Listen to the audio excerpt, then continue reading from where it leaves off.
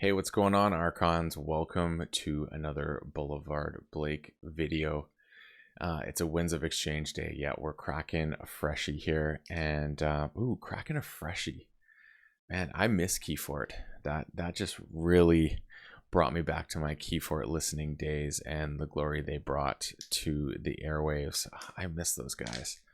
All right, let's see what we have in store for today's opening. Will it be something saucy? Ooh. I don't even know what that is what I'm looking at. That's Saurian. Micah Dugson Teeth. All right. And I'm not familiar with some of these. Okay, this is a house combination I've not had yet. I have not had Sanctum yet, and this is Saurian, Sanctum, and Star Alliance. And I believe if people had the option, they would claim that I now have the 3 worst house combinations in the set all together in one room. So let's see if this is true. Is this as bad as people say? You know what? I remember this actually needs to be done with a blade here so as not to disrupt. What's going on here? Oh, there it is. All right. Let's see what is in store here. There's the Archon card off to the side. And here we are. What do we have? Oh, hello.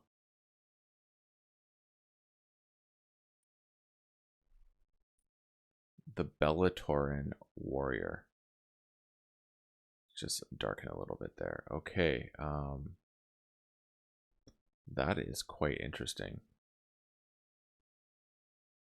A single Bellatorian is worth 300 normal soldiers, and they cost as much too. Okay, so a 5/2, which means you could have a pretty beefy board here, do some things. Let's see what this deck has to offer inside. All right, so going into Star Alliance, we have Uplink. Sorry for the terrible camera work here. I'm just not getting the focus I like. There we go. So we have Uplink. I'm a fan of this card. It's a action card. Make a token creature for each of this creature's non-Star Alliance neighbors. We have Specialist Guthark. Great card in terms of providing some Ember control. Capture one for each house represented among Gutharks and its neighbors. Secure a droid. A little taunt, never hurt anyone. Oh, here we go. New card for me. Recorded History, Ember Pip. Action. Reveal up to 3 different cards of different houses from your hand. Archive each card revealed this way. I don't know if I like that. Moving on. Pyro. I've seen this one already. Splash attack. Enemy played as an upgrade instead. Splash attack 3. I do like what this can provide. Future booster. Oh, so crucial, I think, in this set with the ability to craft what tokens are happening or not happening. Here we have a CPO Zytar, an alien Proximan scientist with 2 capture pips and a damage pip. That is pretty nice. Oh, and here we are with CXO Tabor. Love to see that. Gruntwork, big fan of this card because you look at the top 3 cards of your deck, put them back in any order, and then make a token creature. That's huge. Here's a new one for me. Is that FOF? Yes. FOF Transponder. This creature gains destroyed. Make a token creature. Attach FOF Transponder to that creature. Oh, okay. So that means this essentially doesn't leave play unless you bounce it or purge it. So that's pretty cool. Plasma Nozzle with a draw pip. Before fight, deal 2 damage to the attacked creature with 2 splash. So that's pretty cool, and it has a draw pip. Cultural Exchange. This is a new one. Your opponent puts each card from their archives into their hand. Interesting. I kind of like this for... Wow. That's really interesting. I'm kind of digging what this could do, so I'm cool for that. Recruit. Make a token creature. If you exalted a friendly creature this turn, archive recruit. All right. Pale into insignificance. So this was one of the Help from Future Self spoiler cards and Future Booster, so they're both in the same deck, which is kind of cool. Destroy each creature with the lowest power. I mean, that is really good with what is the token here. Longosaur Lector. After play / after reap, you may exalt Longosaur Lector. If you do make a token creature, I would definitely do that. Here we have Grammaticus Thrax with 2 capture hands and a damage pip. Chancellor Dexterous, I've seen this already. After reap, you may exalt Chancellor Dexterous's right neighbor. If you do, that creature belongs to the House Saurian for the remainder of the turn. That is neat. Beware the Ides, classic, 23 damage to center. Here's a new one. Bellistego. You may exalt Bellistego. While Bellistego has Ember on it, it gains splash attack 3. Interesting. I don't know if I would necessarily use that or not use that, but it's a good little thing to have at your disposal.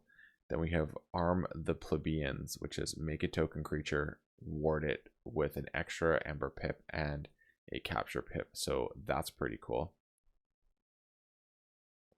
Inspiring Oration. Exalt a friendly creature. Make a token creature for each Ember on that creature. Yeah, I could see a huge dino army coming out of this.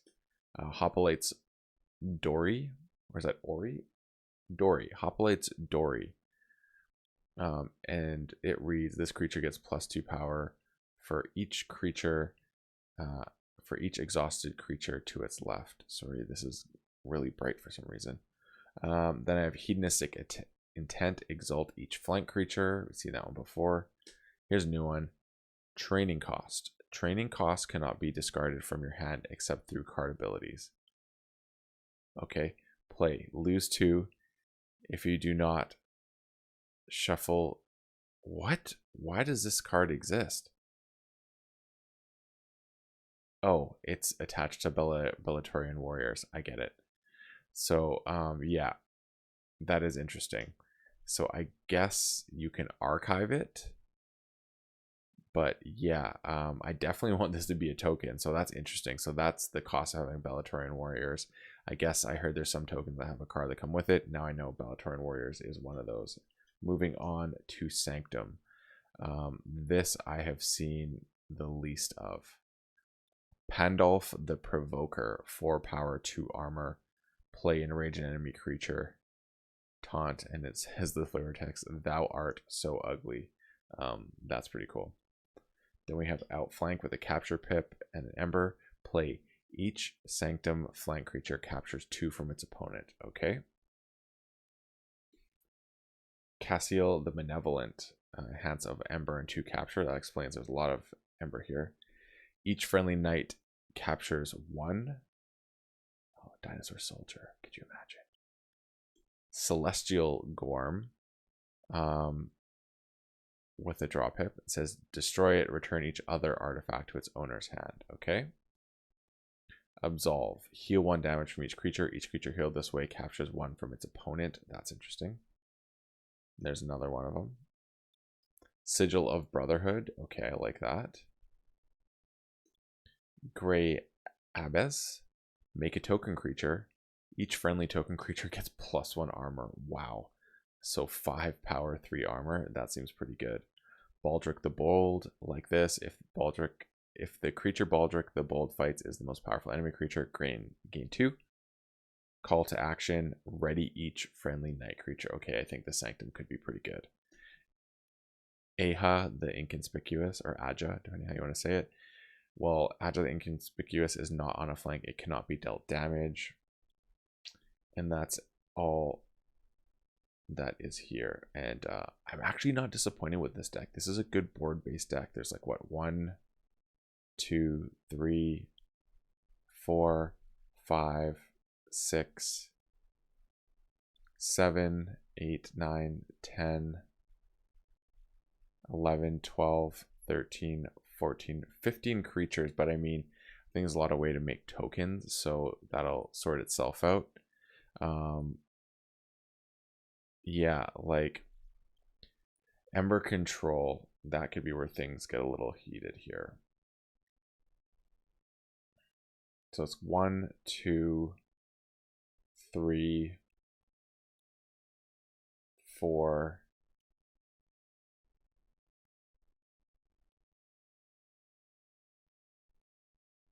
5,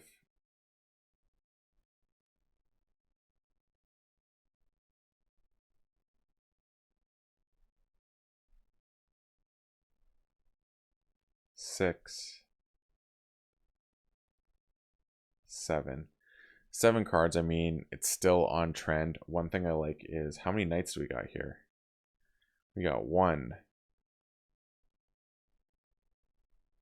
2, 3, 4 knights. Is there any other knights? Sometimes I made the mistake of thinking there wasn't, and there was. Oh, if there's only no, Yishi's not even a knight. Okay, so not the greatest amount of knights, but still nice for what is presented here with call to action, and then also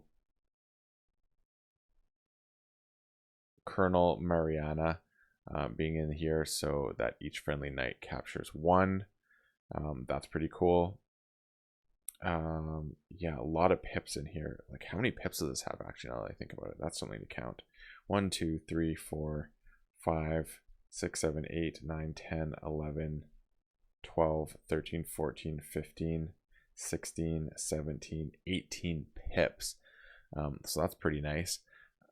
Board control, there's a good amount of board control in here, I know that. Token creating cards, because I think that is actually relevant in this, with the token being so sticky. There's 1,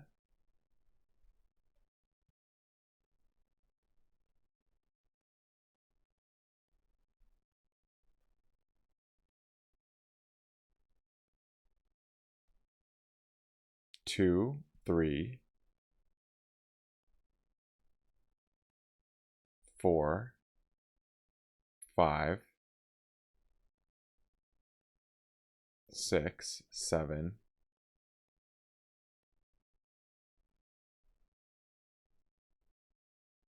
8. So some significant ways to make tokens, quite significant actually. I like this deck. I think this deck is going to be fun because the way it can just establish a really good board. And I think you're going to be able to do some interesting things here. I combo wise, I'm not quite at that point to analyze this so well, but I do like the disruption of cultural exchange. I like the way there's stuff here to just do, like, I really like this. Destroyed, make a token creature and attach it and just keep making token creatures. I think that's really cool.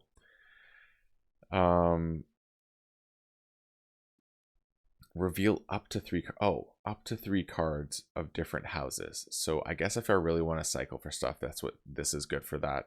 Or I can just choose maybe 1 or 2 cards and put it in my archives. That's what I was missing. That is the key part I was missing. Aja the Ink. Yeah, I feel like there's something here. Ready each friendly knight creature, capturing knights. I like that, especially if you can get a double fight out of Baldric and surviving. That's 4 Ember right there. That's pretty cool. What else do we have? I mean, you could fight, absolve, and then fight with that way. Oh, this is so cool. Colonel Mariana. I like this card. Yeah, this is each Sanctum flank creature captures 2 from its opponent. You potential capture 5 Ember with this 1 card. That's pretty slick. Yeah, I do like what this presents. I think this is going to be a deck that is going to surprise me. That's kind of where I'm feeling right now. This deck is going to be surprising in how it does. 1, 2, 3, 4, 5. 1, 2, 3, 4. 1, 2, 3, 4, 5, 6. So there's 6 Sanctum. So yeah, I think between Sanctum and Saurian, this deck's going to do the most, and I think the burst is going to come from Star Alliance and maybe the use of the ability to have these upgrades as these creatures as upgrades, sorry, to just maybe provide what I need to boost the cards I really want to use. So I really like that. And then here we are with the special token that gives you a Poopy Diapers card. Here it is. This is a cool deck. I'm excited to have an army of Bellatorian warriors. I can tell that the 300 there is a reference to 300 and Sparta, so that's pretty cool. Let's see how this deck plays. It's going to go into my goldfish scenario. So yeah, my goldfishing. It's a fun way to play my own decks against myself and see a lot of cards and get some reps. So yeah, I hope you've enjoyed this video and seeing some Winds of Exchange. Until next time, folks, may your ember never be stolen and your keys forged promptly. Have a good one.